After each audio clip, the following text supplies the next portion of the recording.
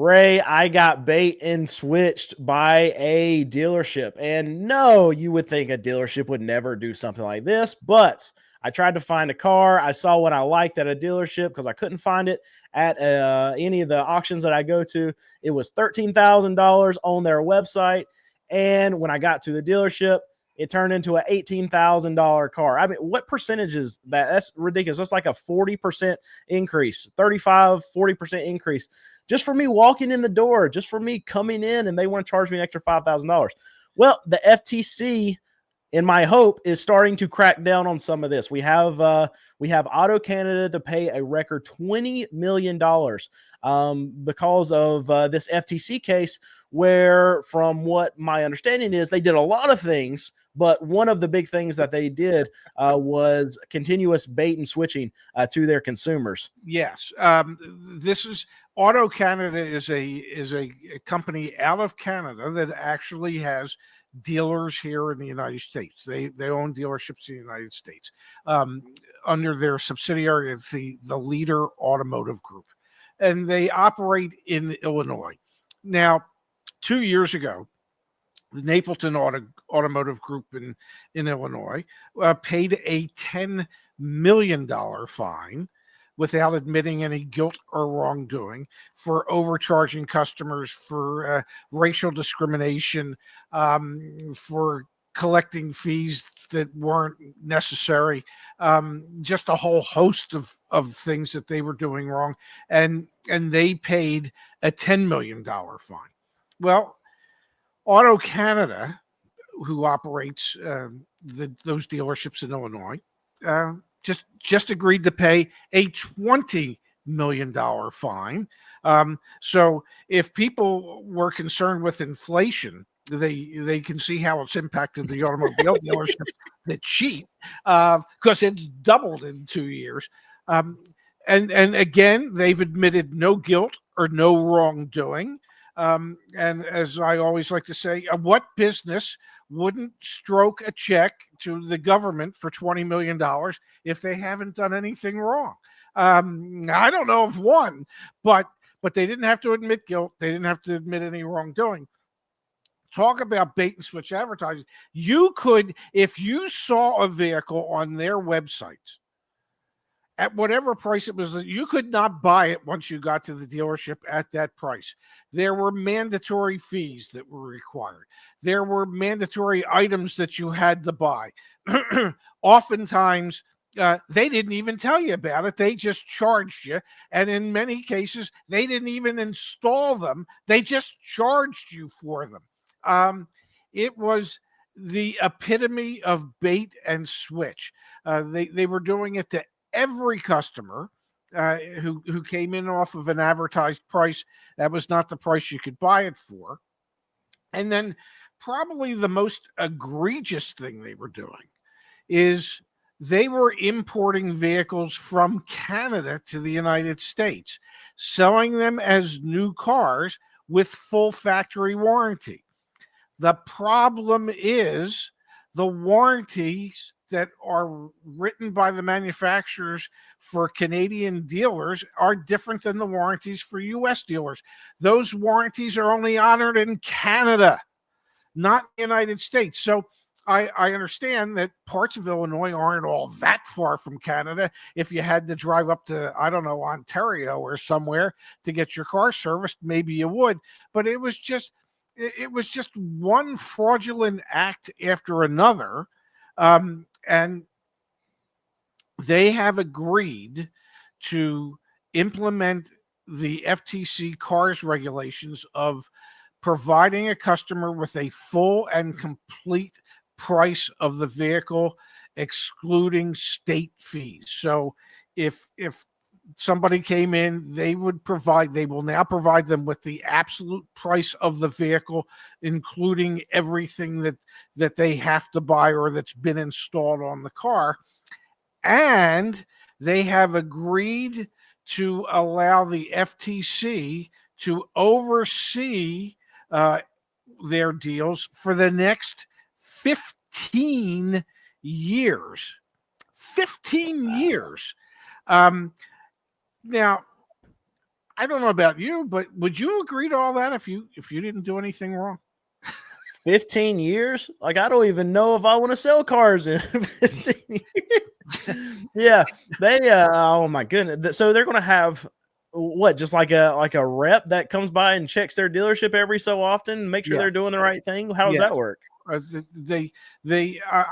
know of a group that ran into a similar type of situation, not to anywhere near this degree, and they have had to hire a compliance officer who understands the ins and outs of this completely, and he has to review all deals that are completed, and then they have to make those deals available for inspection to the FTC or to the state's attorney general for X number of years. So that's the same that would happen at these dealerships. They will be forced to take on the expense of hiring a compliance officer to review completed transactions to make sure that they fall within the guidelines set up by the FTC and the state of Illinois. And then if the state of Illinois or the FTC requests to review any of the transactions, they have to provide them to the state or the FTC in a timely manner for inspection. So that's how it's done. Finally, you start training your staff, starting with your managers, on what the legalities are of how you go about representing and selling vehicles. I know everybody out there thinks every car dealer operates in this manner. Maybe they do in Illinois. I don't know. But not every car dealer operates like this. New car dealer, used car dealer. There are good ones. Now, good ones like you, Brandon, good ones like Earl Stewart or Shop Organization. There are good dealer groups out there. It's just, unfortunately, they are outnumbered by the bad dealers out there. And it's the bad dealers that get all the publicity that create this ugly image for all car dealers. It's, obviously, it's one of the things I would like to see change in the business is that I would like the owners of these dealerships, of any dealership, to say, if I could make as much money or more money doing it in a manner in which I don't have to take advantage of my customer, wouldn't I want to do that? And the answer should be yes, I would. And if there are people out there, I don't know, like Car Edge, that can help show you how to do that as a dealer, then perhaps maybe you should do it. And that would be my hope, is that we can ultimately, over the course of time, convince more dealers that it's easier to make money, to retain your customers and your staff, if you do things the right way, as opposed to doing it the wrong way. But I mean, I don't know. Maybe I'm jaded by the car market. But honestly, do you really think anything's going to change in any capacity in the car market? The FTC, I know, is trying to do something here, but I feel like whatever rules the FTC puts in place, whatever they do to police these dealerships, I feel like dealerships are just going to find loopholes and still figure out how to make easy money just scamming people. I'm not going to sit here and say you're wrong, but I think that goes for businesses in any industry. Regardless of the industry, there are always players who play fair, and then there's always it's worse. Let's be honest though, it's worse in this industry than just about. I'm not saying it's not. I'm not saying it's not. But you might be jaded, but I'm hopeful that through education, that perhaps more dealers could be convinced to do things the right way. Now, that's not to say that even if we went from 10% of dealers that do it the right way, or 15 or 20%, whatever the number might be, and even if we got it to 40 or 50%, well, that still means there's 50 to 60% that do it the wrong way. So Is it an uphill battle? Yeah. Is it a battle that will ever be won in my lifetime? Being 73? No, it will not. But do I have faith that ultimately there will come a time when the majority of dealers do it right and the minority do it wrong? Yeah, that I think that could happen. I don't necessarily think it could happen because the FTC um, um, implements changes. It's up to the states. Every state has consumer protection laws, and if in the states they don't enforce what's on the books there, then what the hell difference does it make? We can have all the laws in the world regarding this type of stuff, but if there's no enforcement attached to it, then there's no incentive for the dealers to do it right. Um, but the hope would be that we could convince enough people that it's in their best interest. All right, so all of you watching it here, I know most of you are not subscribed, so I need you to hit that subscribe button. Whatever we need to do to get you to hit that subscribe button, Ray will do it. So just hit it for us and let us know what he needs to do down in the comments to get you to subscribe. I just know, and you've probably heard me say this, I just know that the car dealer believes in bait and switch, who's the premise of their entire business is built on deception. I just know that dealer who believes in doing business that way would be the one to scream the loudest if somebody did that to him or her. And so I just, there just needs to be an awakening that, perhaps a little less greed, a little more need, taking care of your customers, taking care of your staff, making it so that everybody wants to do business there, including the people who work there. That it just becomes it becomes a non-issue because it just makes sense financially for dealers to operate the right way. That's just my hope.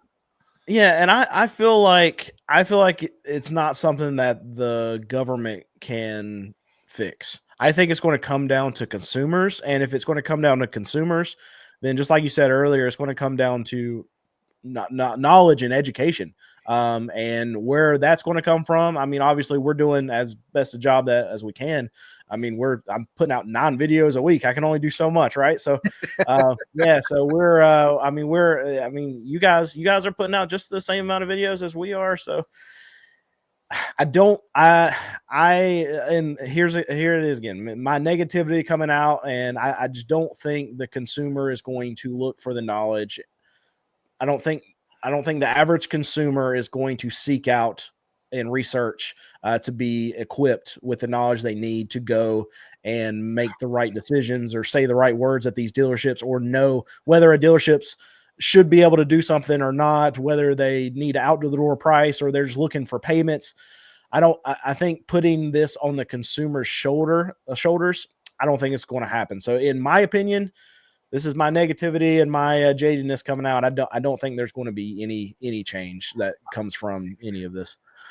I don't think it takes a genius. And I'm talking about consumers now. I don't think it takes a genius to realize that something's wrong when you see X new car advertised at $29,990, and you go into the dealership and suddenly it's $38,000. I don't think it takes a genius to go, well, that's an $8,000 difference. Where'd that come from? Why? And then to realize that you were lied to get you there in the first place. And if they're going to lie to you to get you there in the first place, they're going to lie to you about everything else that they're talking to you about. That doesn't take a genius to figure that part out. What it takes is the wherewithal to realize that it was bait and switch. And to get your ass up and get your ass out of there, it doesn't take a genius to figure that part out. It just takes That's the thing. somebody with a little gumption and a little spine to go, no, I'm not going to participate. I'm going to go somewhere else. Now, maybe somewhere else they're going to try and do the same thing. I don't know, but you're not going to win because I'm not going to buy my car here. It doesn't take a genius to do that. I hear you, and I would love to agree with you, but people have been doing this now for the last 3 or 4 years, and they're buying the cars and they're paying the amounts. They've been doing this for the last 100 and some years. Right. So that's the thing. I don't think it might not take a genius to realize that. Yes. So whatever we got in society right now is well below that because they're doing it anyway. Well, that speaks volumes, what you just said, but it's just, I know you try your best. I know at Car Edge, we try our best. And you know, there's this thing called YouTube that we're on all the time. Well, there are enough channels on YouTube designed to help people understand the car buying process. It is virtually impossible today to not educate yourself in one way or another, utilizing YouTube or whatever other sources you want to have a better understanding as to how things operate. Now, if you want to say ignorance is bliss and you want to, and as a consumer don't want to know, well, then that's up to you as the consumer that you, but please don't ever complain that you were taken advantage of because, well, ignorance was bliss and you just really didn't want to take the time to learn. That's just me. Yeah, but all this easy free research has been out there for a very, very long time, and maybe it's not an intelligence thing. I think maybe it's just a lazy thing for consumers. And I get back on my I'll get back on my millennial rant, because we're all us millennials, we're stupid and lazy. So you combine those two things, and we're going to pay all the fees because we're not going to research anything because we don't want to take the time to do that. And we're not even going to think about it because we just want to know what our payment is because we're stupid and lazy. Well, I'm sorry to hear that, but I don't think I'm hopeful that doesn't apply to everyone. You know, I just I've gone on enough rants in my lifetime that it's incumbent upon the consumer to protect themselves and not the government to protect them, because if you're waiting for the government to protect you, well, then you're really mistaken because they're not there to protect you. They pretend they might be there to protect you, but they're not there to protect you. It is your responsibility as a consumer to protect yourself and to protect your own interests. And if you sign on to something that was not a good deal, that's your fault. It's no one else's fault but yours. You can blame the dealers all you want. You can say, oh my God, they flim-flam me. They talked me into it. It's your damn signature. It's you always, as a consumer, you have the most powerful 2-letter word in the English language that is available to you at any point in time in the negotiations for a new or used vehicle. And that word is no. Okay? They can say, sign here. You can say no. That stops the whole damn process, damn it. So there's no one coming to protect you, to take care of you. It's up to you as a consumer to know what it is that you're doing, what it is that you're signing on. So just remember that 2-letter word. No. No, I don't feel comfortable doing this. No, not yet. Sorry. Oh, no, come on, you have to do it. No, I don't. And, they'll get tired of you at a certain point. So I want to recap it's just something funny that went into my brain. So for things to change, we're counting on 3 different entities. 1, we're counting on the government. Uh-oh. 2, we're counting on dealers. Uh-oh. 3, we're counting on consumers. Uh-oh. Okay. Going to change. Yeah. So yeah, so ain't nothing going to change. Okay, Yeah. you Yeah. win, I lose. Okay, it just the average person has to learn to become smarter than the average bear. That's all. Yeah. Well, all right. I have no faith in any of these systems to go anywhere, and we're just going to have. I think we're going to have more manufacturers come into the system that do not have to have dealers, and they can go direct to consumer. That's what's going to have to happen for things to change, and that's going to take a long, long time. Yeah, and that way the manufacturer can just overcharge and it won't matter. Yeah, yeah, and then it'll just then they'll be the main. They won't have to trust the government. The manufacturer. And then the consumer. Yeah, same thing. Well, Yeah. do you think it'll be worse? So okay, let's play this little game. Okay.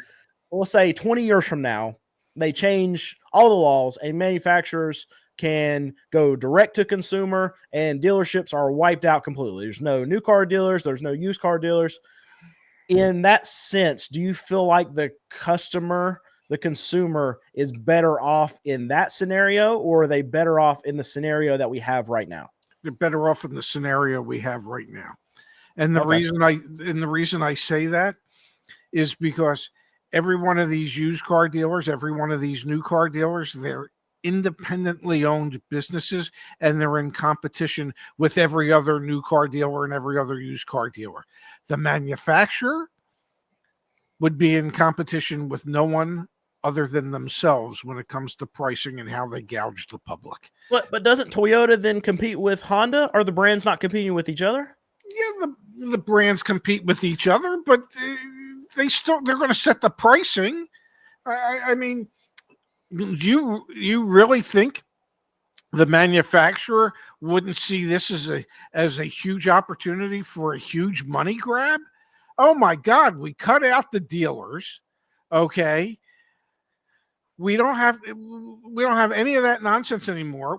We can still charge whatever we want to charge, and the customer will pay it directly to us. Why do we have to be competitive? And so you think that all manufacturers will just hammer their prices all together at once? Well, right now you have dealers competing against other dealers to win you as a customer. And the only way dealers know how to compete is on price. Well, if the price is the price and it's set by the manufacturer and there is no dealer,